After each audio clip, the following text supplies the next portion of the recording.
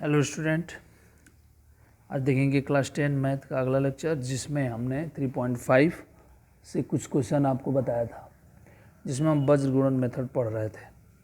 लेकिन question number 4 में जो भी वर्ड प्रॉब्लम दिए गए हैं उसमें कहा है कि आप कोई भी विधि लगा करके बस क्वेश्चन को सॉल्व कर दीजिए। तो यहाँ पे मैं नोट किया हूँ क्वेश्चन नंबर 4 का 4 क्वेश्चन नंबर, ठीक है, चौथा का चौथा इसमें। तो इसमें कह रहा है कि एक राजमार्ग पर दो बिंदु है ए और बी। एक राजमार्ग पर दो स्थान है ए और बी। तो एक कार है ए पर और एक कार है बी पर।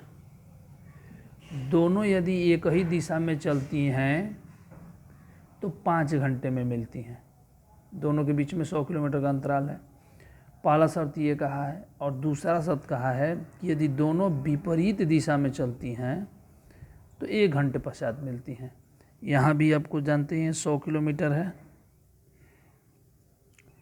ठीक है। तो हम एक ही दिशा में ही मान पाते हैं। तो देखिए, पहले हमने माना कि कार ए से चलने वाली कार का जो चाल है x किलोमीटर पर आवर है, और जो बी से चलती है उसका y किलोमीटर पर आवर है। तो शर्त के अनुसार मैंने दिखाया है कि इधर ही ये भी चल रहा है, इधर ही ये भी चल रहा है, परंतु इधर जाएगा तो मिलेगा तो नहीं ना, नहीं मिलेगा। तो इसलिए हमने इस चाल का डायरेक्शन चेंज कर दिया है, तो हमने लिया है इधर।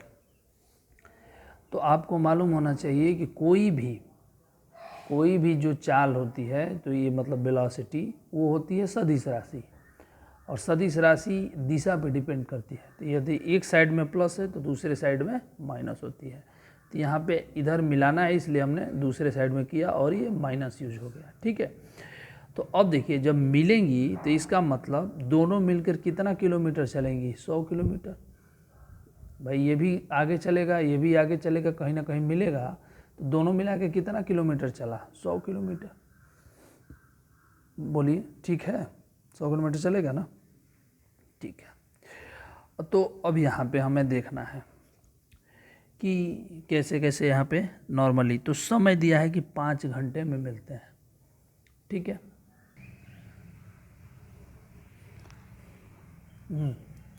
मैं बता रहा था कि यहाँ पे कितना 100 किलोमीटर ये लोग दोनों मिलके चलती हैं, ठीक है, और 5 घंटे पश्चात मिलती हैं। मतलब ये भी 5 घंटे चला और ये भी 5 घंटा चला। तो 5 घंटे में कितना दूरी ये चला, 5 घंटे में ये भी कुछ दूरी चला होगा, दोनों मिला के कितना चले? 100। तो 5 घंटे में चलेगा, तो आपको मालूम है कि दूरी बराबर होता है चाल गुणे समय, समय गुणे चाल। तो 5 गुणे इसका समय कितना चला है? 5 इंटू एक्स चाल है, तो 5x। ये y माइनस है तो इसलिए आ गया 5y equal to total distance कितने चले हैं? 100। तो इसको सॉल्व कर लीजिए, तो x minus y equal to कितना हो गया? 100। इक्वेशन नंबर 5 से भाग देंगे ना, तो 20 × 5 = 100, 20 हो गया इक्वेशन फर्स्ट। इसी तरीके से इसको देखेंगे तो ये एक ही दिशा में चल रहा है ना, तो 1 इंटू एक्स हो गया x द्वितीय शर्त से,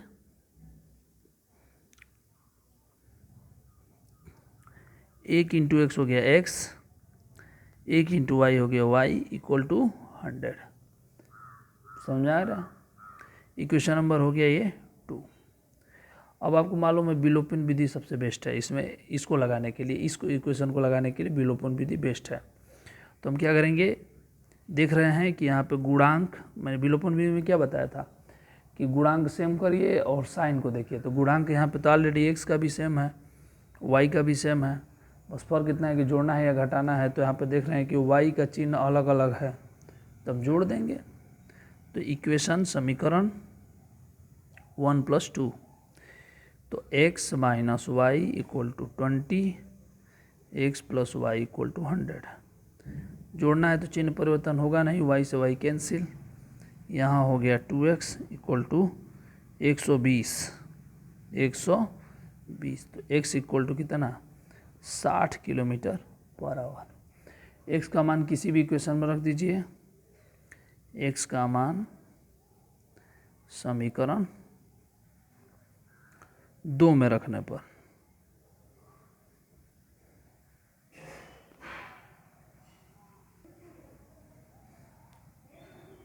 y equal to 100 minus x तो 100 माइनस 60 यानी 40 किलोमीटर पर आवर।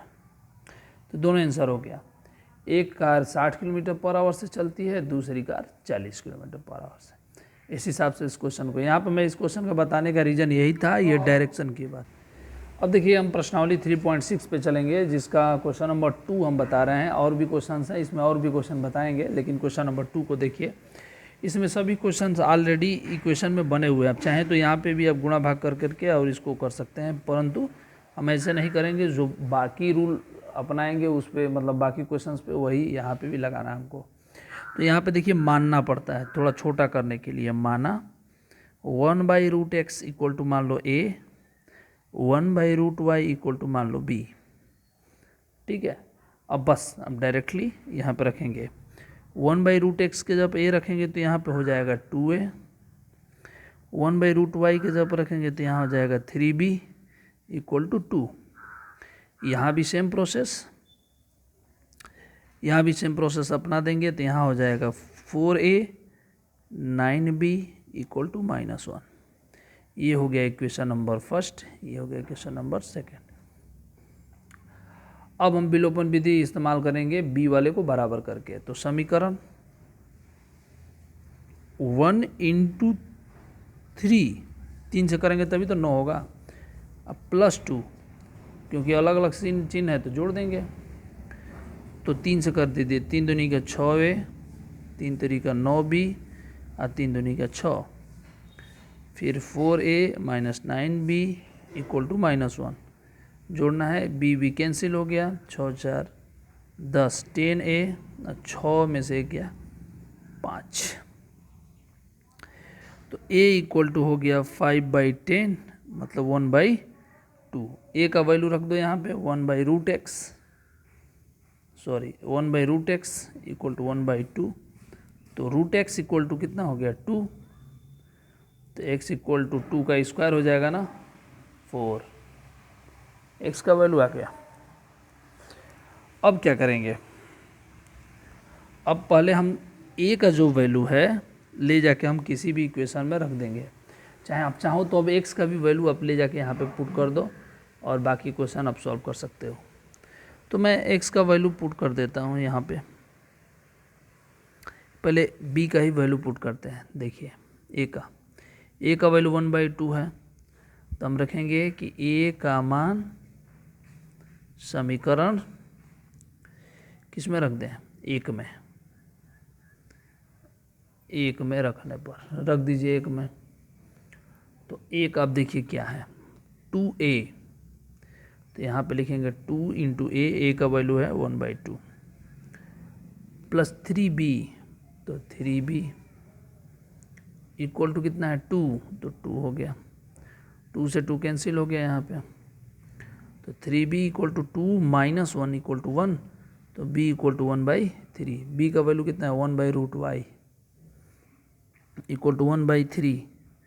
तो यहाँ पे मैं कर रहा हूँ √y इक्वल टू हो गया 3, तो y इक्वल टू 3 का स्क्वायर 9। तो x का भी आंसर आ गया और y का भी आंसर आ गया। इसी तरीके से बाकी क्वेश्चन भी आप कोशिश करिएगा, मान के ही सॉल्व करना है। मान करके पहले एक रैखिक समीकरण ऐसे बना लेंगे और उसके बाद से बाकी जो भी प्रोसेस आप जानते ही हैं। लास्ट में जो रैखिक समीकरण a और b का वैल्यू निकलेगा x और y में हम ट्रांसफ़र कर देंगे। इस तरीके से बाकी क्वेश्चन भी आप सॉल्व करिएगा। धन्यवाद।